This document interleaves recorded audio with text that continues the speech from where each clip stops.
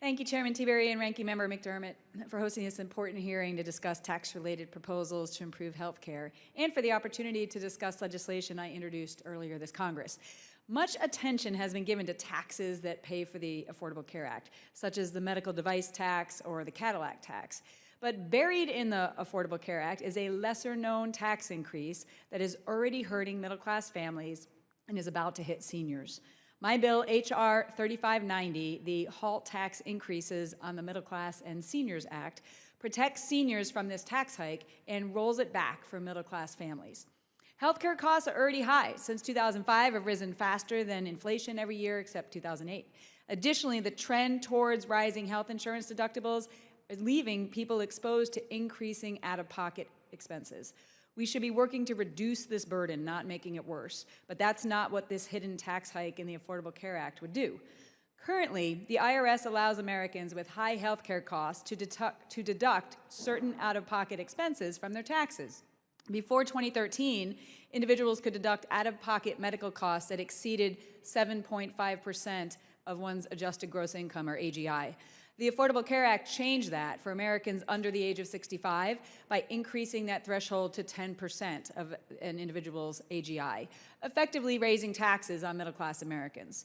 To make matters worse, the same tax is scheduled to hit Americans 65 and older starting on January 1st, 2017. Though it has not received much attention, the medical expense deduction means a great deal to some of the most vulnerable Americans. According to the IRS, more than 10 million people use this deduction. 87% of them earn less than $100,000 a year. The average family taking advantage of this deduction makes just over $58,000 a year and has seen an income tax increase of several $100s per year since the threshold was raised for those under 65 in 2013. This deduction is extremely important for low and middle income Americans who have already spent thousands in out-of-pocket medical costs, and they can't afford another shock to their wallets. The same goes for seniors, many of whom already live on fixed incomes and struggle to make ends meet. Currently, seniors make up 56% of all claimants of the medical expense deduction.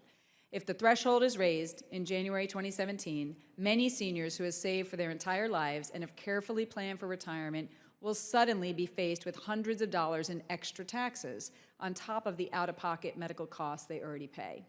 That's why I introduced H.R. 3590, a bipartisan bill to stop this tax increase for seniors and roll it back for those under 65. The impetus to this legislation came to me from one of my constituents from Green Valley, Arizona. His name's Lauren Thorson. Tragically, Lauren passed away earlier this year, but he knew the importance of raising awareness of this tax hike and was committed to doing what he could to stop it. In closing, I want to thank the 14 co-sponsors, including Congresswoman Ling Jenkins, a member of this subcommittee, as well as Congressman Bob Dole and Jason Smith, members of the full committee, and the various groups that are supporting this legislation, to include the AARP, Americans for Prosperity, 60+, Americans for Tax Reform, the Association of Mature American Citizens, and the National Taxpayer Union. I encourage the committee to consider my bill, and I look forward to working with you to protect seniors and the middle-class Americans from this tax hike that they just cannot afford. Thank you. Thank you, Ms.